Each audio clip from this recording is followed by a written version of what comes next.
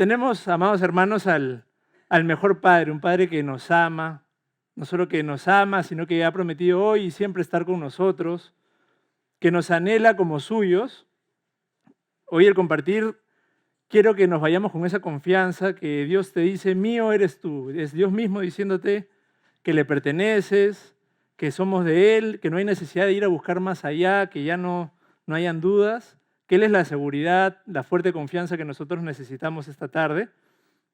Y quería que me acompañen a Mateo 14, 14. La Biblia nos cuenta que Jesús estaba con una multitud, ¿ya?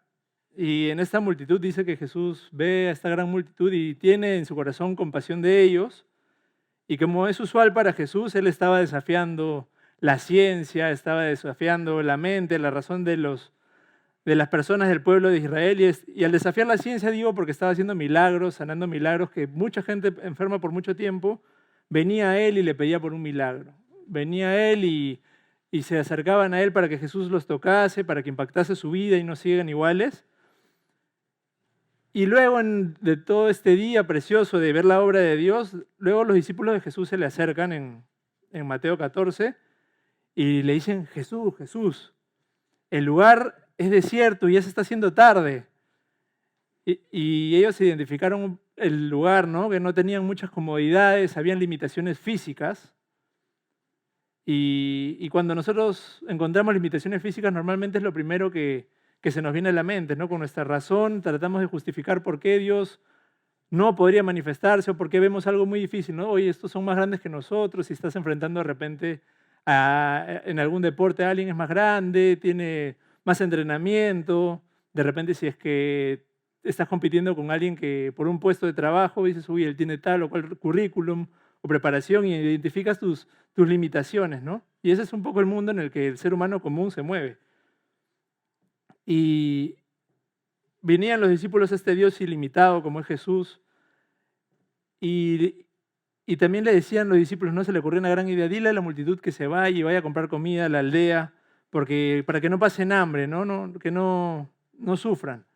Pero Jesús en Mateo 14, 16, Jesús les dice lo siguiente, no tienen necesidad de irse, sino le dice lo siguiente, dadle vosotros. Y ellos dijeron, no tenemos aquí sino 5 panes y 2 peces. Y él les dijo, tráiganmelo acá. Ahora, ni siquiera tenían 5 panes realmente, ni 2 peces, porque esos 2 peces dice que era un muchacho que estaba ahí entre la multitud. O sea, realmente los discípulos estaban con nada en un bolsillo y tampoco en el otro. Pero aún con todo eso, el Señor se iba a manifestar. Jesús realmente estaba atento a todo, no había nada que se le pase. Él conocía a sus discípulos, sabía que no tenían debajo de su alforja comida para 5,000 personas. Así que Jesús le decía, vayan y atiéndalos ustedes, pónganles la mesa en el desierto, preparen una cena para 5,000 y más personas todavía. Quienes han servido una cena podían entender a los discípulos, ¿no? Tú sabes que hay que ir a comprar, hay que preparar ciertas cosas, si es que tu casa, por lo menos limpiar la casa para servir la comida, ¿no? Por ejemplo, en esa reunión de jóvenes, ahí, esa mesa que ven ahí atrás, durante muchos años tiene un compartir cuando acaba la reunión. Y es una mesa que Dios la sostiene con su amor. Los hermanos, yo no les he preguntado, pero ellos deben ser de esos discípulos que atienden la voz de Jesús, que dice, denles de comer ustedes, ¿no? Ellos han respondido, bueno, nosotros vamos a dar de comer, hay una necesidad en los jóvenes, sobre todo estos jóvenes que comen bastante, y vamos a prepararles. Nosotros respondemos ese llamado, denle de comer ustedes y esos hermanos. Yo creo que pueden entender lo que pasaba por la mente de sus discípulos, ¿no? En ese momento. Saben la preparación que implica, saben el compromiso que es de repente dedicar en la tarde, ocupar tu tiempo en prepararle la mesa a los que vienen a buscar a Jesús. Pero qué buena noticia que en este momento no estaba solamente las limitaciones del ser humano, porque ahí habría acabado la historia y cada uno se iba a su casa y acababa, sino que tenemos a nuestro Padre ilimitado en poder, que no le importan los medios físicos ni los impedimentos, sino que Él te dice, tráeme tus impedimentos que vamos a atender esa necesidad que tienes, tráemelo aquí. Lo que dijo literalmente Jesús es, tráedmelos acá. Y entonces, ¿cómo acaba esta cena? Acaba precioso en el versículo 20, dice que comieron todos y se saciaron y recogieron lo que sobró de los pedazos, 12 cestas llenas, una cesta por cada discípulo, para que nunca se olviden. Y los que comieron fueron como 5,000 hombres, sin contar que habían mujeres y niños, así que probablemente eran de repente 10.000 o 12.000 personas en ese lugar. Para tantos proveyó el Señor en el desierto. Así que traigamos, hermanos, esta tarde nuestra necesidad, nuestras limitaciones, de repente nuestras circunstancias, Él puede cambiarlas y poner una cena como la puso aquella noche. Ahora, en esta historia hay dos grupos, ¿no? Por un lado está, y ambos grupos siguen a Jesús. Por un lado está la multitud, cierto, sigue a Jesús, pero por otro lado están los discípulos, esos un poco más íntimos, ¿no?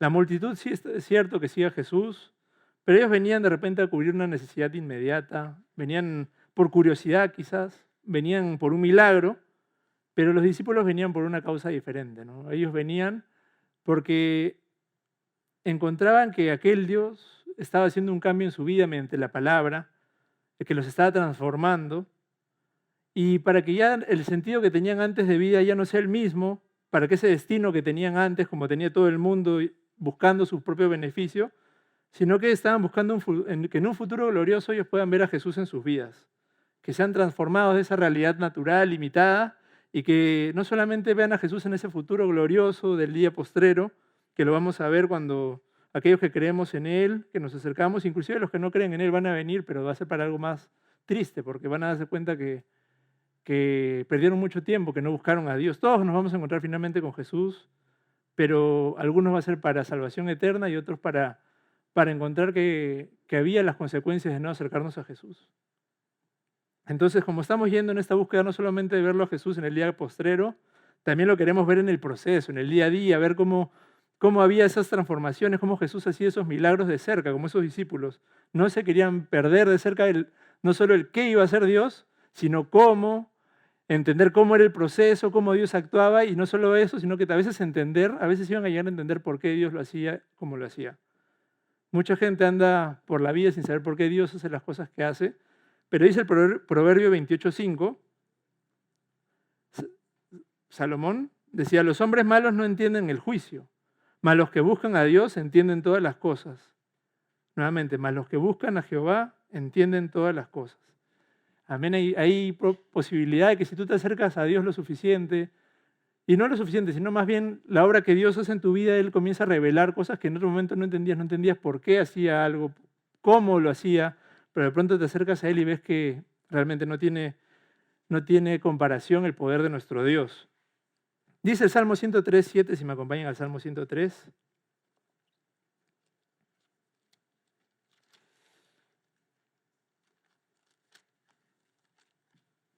En el versículo 7 dice, sus caminos notificó a Moisés y a los hijos de Israel sus obras. Moisés, al igual que estos discípulos, fue un discípulo que se exponía a la palabra de Dios, se exponía a encontrarse con Dios, así como tú te has expuesto a encontrarte con el Señor esta tarde.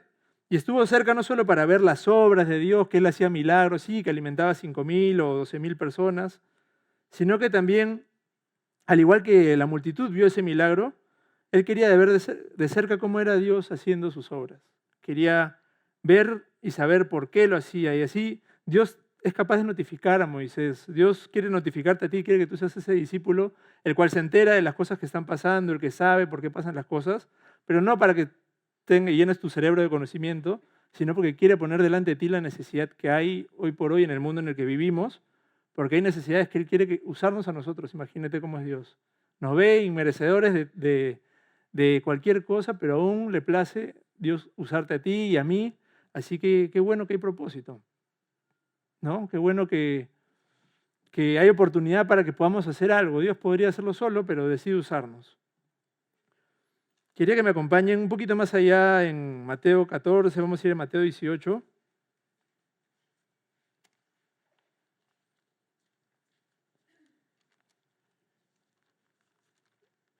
Durante la pandemia con los chicos hemos estado estudiando Mateo, ya la pandemia pasó y hemos seguido estudiando Mateo, ya estamos al 60% del capítulo. Ha sido un tiempo precioso y yo tenía en mente este sábado compartir una palabra, pero después que me tocó enseñar esa palabra del sábado, de verdad que no he podido superarla todavía, no he podido pensar en otra porción, así que yo creo que el Señor no me ha dejado superarla porque creo que tenemos que leerla juntos. Vamos a ir a Mateo 17. y trata sobre el pago del impuesto del templo. Es una palabra que yo creo que nos va a hablar también precioso esta tarde. Dice que cuando llegaron a Capernaum, una ciudad marítima, vinieron a Pedro los que cobraban los dracmas, los 2 dracmas, y le dijeron, vuestro maestro no paga las 2 dracmas. Como que querían cobrarle a Jesús la cuota para sostener el templo, ¿no? Y esta cuota se cobraba desde la época de Moisés, hemos hablado de Moisés hace un ratito, desde Éxodo 30 se cobraba un sustento económico para que las operaciones del templo se puedan llevar a cabo. Era mayores de 20 años aquellos que tenían que sostener económicamente porque había un uso, había un desuso de las cosas del templo y era necesario que todos pusieran el hombro, sobre todo aquellos que eran ya económicamente suficientes, aquellos mayores de 20 años. Entonces desde ahí venía esta cobranza. Ahora vamos a avanzar un poco en la historia. En el versículo 25, Pedro rápidamente responde, sí, y entró a la casa, dice. Y Jesús le habla primero, diciendo, ¿qué te parece, Simón? Los reyes de la tierra, ¿de quiénes cobran los impuestos o los tributos? ¿Acaso le cobran a sus hijos o a los extraños? Y Pedro respondió, de los extraños. Y Jesús le dijo, bueno, entonces los hijos, es decir, los hijos del rey, los príncipes, están exentos, están exonerados. Y estos cobradores vienen a cobrarle de repente a la persona menos indicada, a Jesús, ¿no? Al hijo del rey mismo. Le vienen a cobrar la cuota del templo para la casa del rey, que era el rey de reyes, nuestro Señor. Y Jesús le responde a Pedro, Pedro, si somos los hijos del rey, ¿cómo nos van a cobrar? Estamos exonerados de este pago. Y realmente no solamente Jesús era el hijo del rey del templo, sino era el hijo del rey del mundo, el que sostiene y por el cual subsisten todas las cosas que hoy por hoy tenemos. Si hoy día tú estás en pie, ¿cuántos pueden reconocer que estamos en pie por Jesús? Y entonces él sostenía el templo, pero le venían a cobrar, Jesús aporta, ¿no? Pero no tenía sentido. Y por otro lado, en lo espiritual el Señor también nos enseña que eso que iban a pagar era para edificar un templo físico. Pero el Señor, por ejemplo, vamos a ir a 2 Corintios 6, 2 Corintios 6, 16. El Señor nos habla que hoy por hoy ya el templo, Él no habita en templos físicos, como si lo pudiesen contener algo hecho por manos de hombre. Dice Hechos. Y vamos a leer un poquito 2 Corintios 6, porque Dios sí está interesado en edificar el templo, pero ya no ese templo físico, histórico solamente, sino más importante, vamos a ver qué templo es el que Él está interesado. Dice, ¿qué acuerdo hay entre el templo de Dios y los ídolos? ¿No? Acá está hablando cuál es el templo de Dios. Porque vosotros, cada uno de nosotros, nuestro cuerpo, no el físico solamente, sino ese corazón, ese albergue que es tu propia vida, ese espíritu, ese recipiente que eres tú como vida, ese eres el templo de Dios, el cual es importante que se edifique. Dice, porque vosotros sois el templo de Dios viviente, como Dios dijo, habitaré y andaré entre ellos.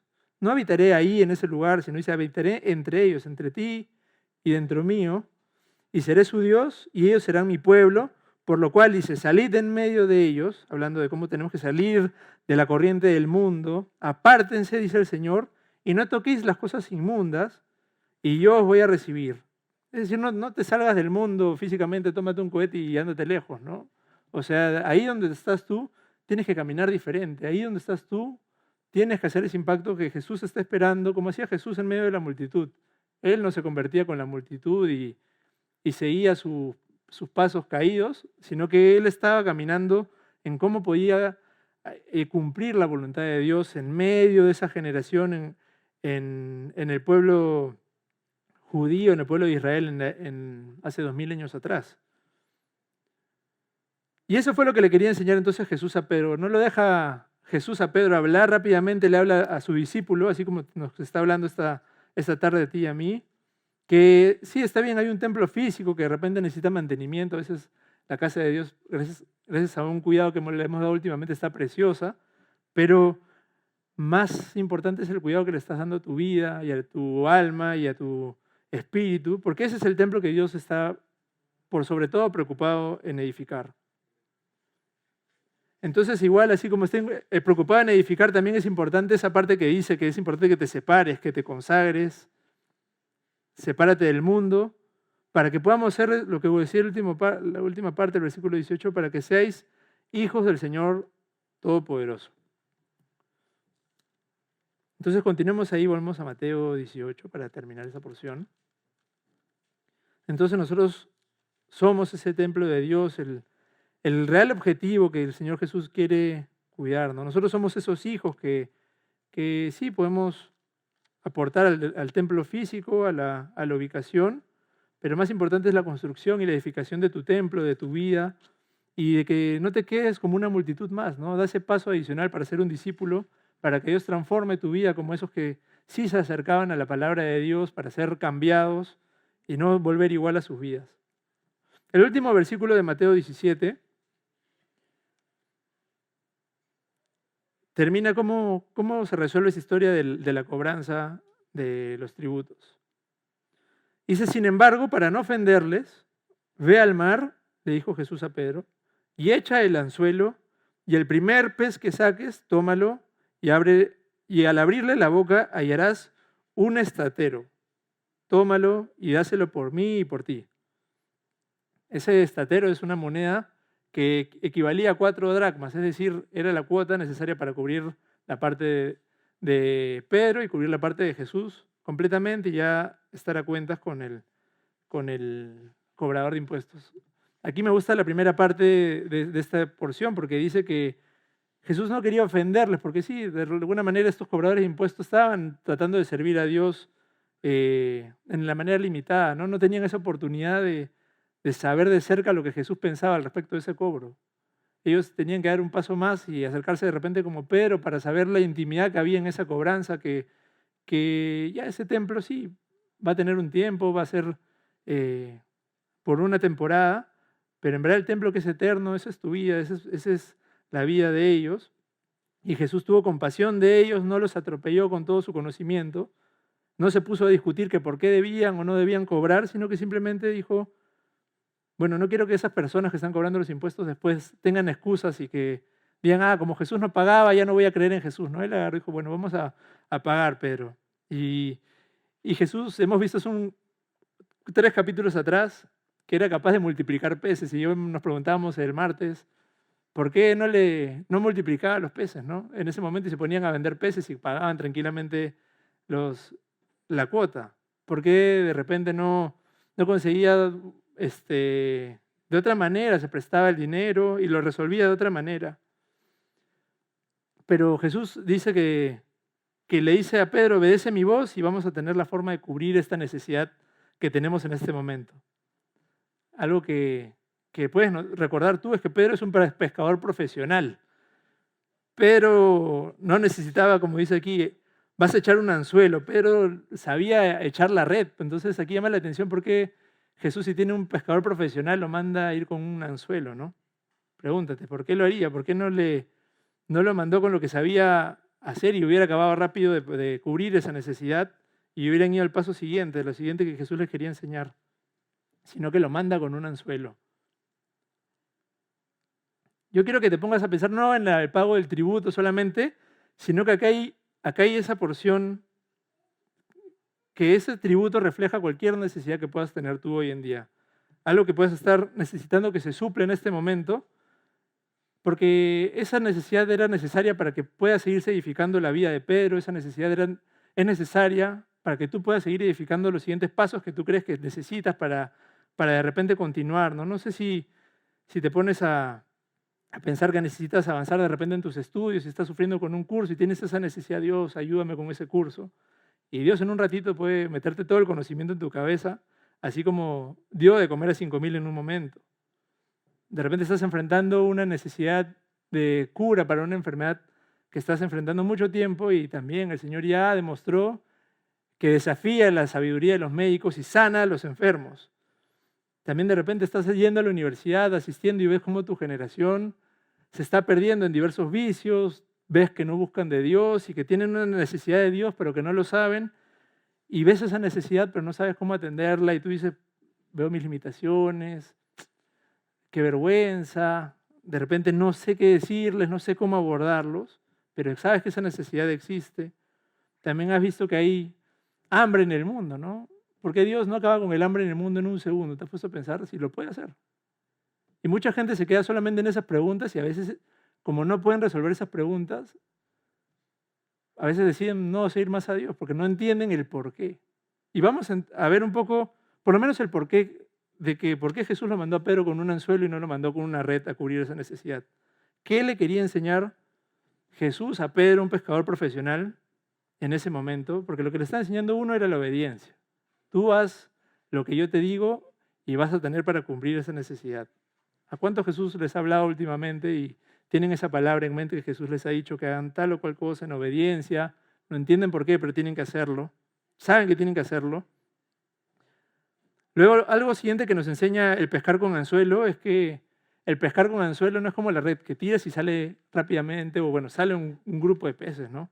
El pescar con anzuelo implica un poco de paciencia. Si tú has ido a pescar, implica que estés de repente ahí algunos minutos. La Biblia no dice cuánto tiempo. Yo creo que es muy cuidadosa en decirnos que no dice cuánto tiempo, ni si se tardó 3 minutos, fueron 10 minutos. Si estuvo horas pescando por ese pez, no sabemos. No sabemos. Y a veces nosotros también estamos en esa espera que puede ser un ratito, tú quieres que acabe rápido y por ti sería lo mejor que acabe rápido, pero de repente estás un tiempo esperando para poder encontrar ese pez que va a suplir tu necesidad, que tiene esa moneda que necesitas para poder salir. Finalmente es algo milagroso, porque un pez con una moneda dentro, la verdad que no he visto un pez cambista en mi vida, la verdad que no. Entonces es un milagro lo que Dios estaba dispuesto a hacer y así Dios te está proponiendo un milagro para tu vida, ¿no? De repente quieres que Dios haga un milagro y que haya paz por fin en tu casa.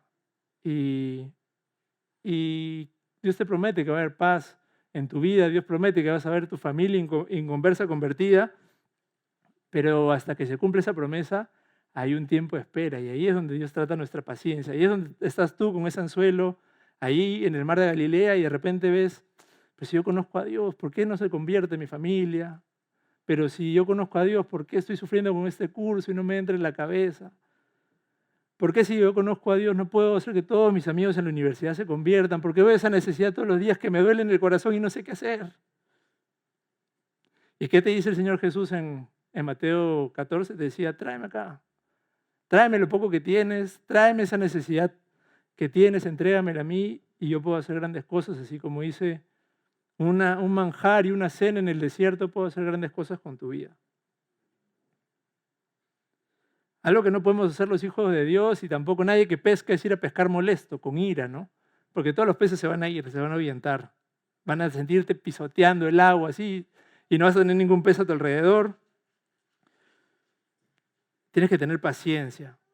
Y algo que también trata es tu humildad, porque me puedo imaginar a Pedro, todos conocían a Pedro en Capernaum, era un pescador famoso y me imagino que, oye, ese no es Pedro, el que había decidido seguir a Jesús, el que antes pescaba con nosotros con redes y sacaba un montón de peces. Mira, ahora es un cristiano y ahora está pescando con un anzuelo, ¿no? Y lo veías a Pedro con su anzuelo, con un solo anzuelo y veían sus amigos pasar así, y sus amigos prosperaban y sacaban de 10 en 20 peces, sacando suficiente para cubrir su necesidad. Y trata tu orgullo, porque Dios tiene un tiempo contigo, es diferente, pero es especial porque tú que eres de Él, eres su discípulo. Y eso nos tiene que hacer sentir amados y sentir que no importa nada más, es suficiente ese amor. Ese amor tiene que llegar a ser suficiente. Quería que vengan los músicos que me acompañen. Entonces ya hemos visto que nosotros somos el templo de Dios.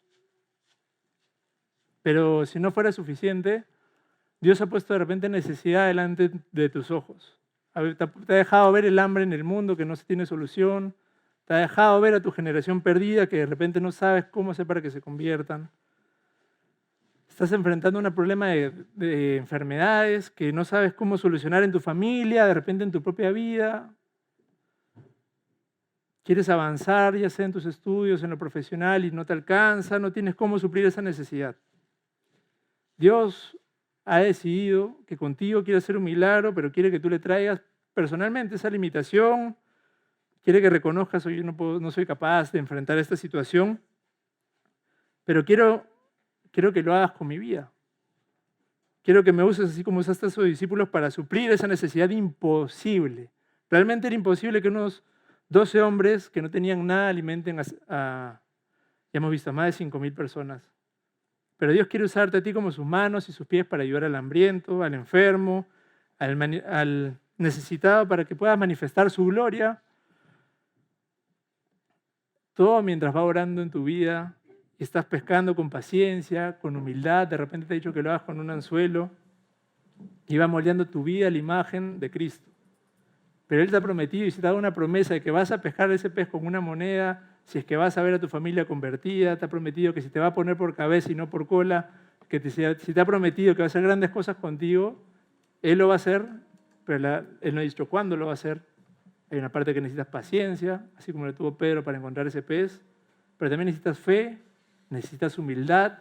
De repente vas a verte comparado con los que están al costado prosperando, pero Dios está obrando con tu vida y eso está haciendo. Él está edificando no un templo físico, sino un templo espiritual en tu vida y en la mía, para poder tocar a los perdidos y a los enfermos. Yo quería nada más para cerrar en Isaías 43.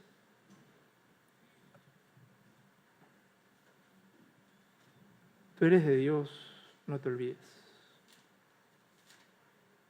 Él está haciendo una obra contigo. Y ahora no te quedes en la multitud, da un pasito más allá. Conviértete en su pertenencia, vuélvete un discípulo de Él. Esa es la mejor posición de un seguidor de Jesús. No el que va y escucha, sino el que va y se vuelve un discípulo. En Isaías 43:1 dice: Jehová, creador tuyo, Jacob, y formador tuyo, y pon tu nombre ahí. Pon ahí Alejandro, pon ahí Josías, Fátima, Micaela. No temas, porque yo te redimí, te puse nombre, y ese tiene que ser tu nombre. Mío eres tú. Cuando pases por las aguas, yo estaré contigo, y si por los ríos, no te anegarán. Cuando pases por el fuego, no te quemarás, ni la llama arderá en ti, porque yo, Jehová Dios tuyo, el Santo de Israel, soy tu Salvador. A Egipto he dado por tu rescate, y a Etiopía y a Seba por ti. Vamos a ponernos de pie. Yo no sé a quiénes les ha hablado el Señor esta noche, pero no seamos de la multitud, hermanos. Esta noche, esta tarde, con esta canción yo les quiero invitar a que ahí donde están o en verdad el altar está abierto para dar un paso, porque si te quedas en la multitud no va a haber mucha diferencia, pero si tú das ese paso adelante para ser transformado como fueron Pedro se decidió a encerrarse un ratito con Jesús, a conversar con Él, y Dios le enseñó algo distinto, que era la obediencia, que era a saber esperar en esa palabra que Dios te da.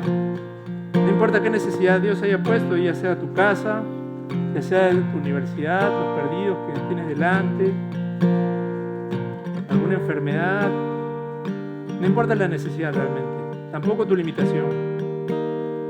Jesús te dice: mío eres tú. Ahora no te quedes ahí, también tráele esa situación que estás enfrentando, y para traer acá hay que dar un paso. Solo sé que si se lo traes a Dios, Él va a hacer grandes cosas contigo, y su tiempo va a pasar para cuando se va a cumplir esa palabra que te ha dado, en la que te va a traer eso que tanto estás esperando para cubrir esa necesidad en tu vida. Y lo va a hacer. Hay que creerle, hay que confiar y hay que estar cerca a Él. Esta tarde te decimos, Señor, que no hay donde más podríamos ir, Señor, para suplir nuestra necesidad, Señor. Tú eres, Señor, ese Dios ilimitado, Señor, que no vive en nuestra razón, Señor, que no vive de acuerdo a las circunstancias, Señor. Por eso te traemos a ti nuestras vidas, Señor, con nuestras circunstancias, Señor. Tú sabes lo que ven nuestros ojos, Señor, en el día a día, Señor. Tú sabes lo que pasamos en casa, Señor, día a día. Lo que hemos enfrentado, Señor, cómo vemos que nuestra mente dice que hay que hacer algo, Señor, y no podemos, Señor. Que tratamos, Señor, de hacer tu voluntad y es difícil en nuestra fuerza, Señor. Que queremos, Señor, suplir la necesidad que vemos en nuestra generación, Señor, y no sabemos cómo, Señor. Pero sí sabemos que hay esa necesidad, Señor. No queremos intentar en nosotros, Señor, sino intentar en ti, Señor, en esa confianza que tú nos das, Señor. En tu palabra, transfórmanos, Señor, así como transformaste a tus discípulos. Queremos que nos notifiques como notificaste a Moisés, Señor. Aquí estamos, Señor, esta materia dispuesta, Señor. Esta materia limitada, Señor.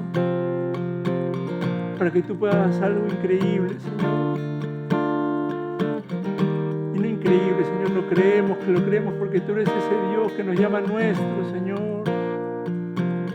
Que nos llama por nuestro nombre, que nos ha cambiado el nombre, Señor. ¿A dónde más podemos ir, Señor? ¿Dónde más podríamos ser transformados si no es en ti, Jesús? Queremos, Señor, ser transformados, Señor. Queremos ser usados en medio de nuestra generación, Señor. Pero no sabemos en nuestras fuerzas cómo hacerlo, Señor. No podemos, Señor, hablarle a esa persona que tú sabes que queremos que se convierta. Jesús, toque esa vida. Prepara la tierra, Señor. Úsanos, Señor, y confiamos que tú no envías tu palabra vacía, Señor, esa porción que necesitamos, Jesús. Ayúdanos en nuestras casas a hacer esa paz que necesita nuestra casa, Señor. No quede que la paz llegue de afuera, Señor. Ayúdanos a ser, Señor, nosotros obedientes a nuestros padres, a honrarlos, Señor. Y ayúdanos, Señor, a ponernos a la obra en tu templo. Mientras tú vas transformando nuestra vida, edificando nuestro corazón, nuestro testimonio, nuestro espíritu, Señor, para que impacte las vidas a nuestro alrededor, Señor. Y tú te muestras compasivo, Señor, con nuestro entorno, así como con esos cobradores de tributos, Señor. Estás pensando en impactar nuestras familias, que nos vean cambiados. Estás pensando en impactar a nuestros compañeros del colegio, a nuestros compañeros en el trabajo, que nos vean cambiados, no iguales, Señor. Y aquí estamos, Señor. Transforma nuestras vidas, glorifícate, Señor. No lo merecemos, Señor, pero úsanos, Señor. Queremos ser tus manos y tus pies, Señor.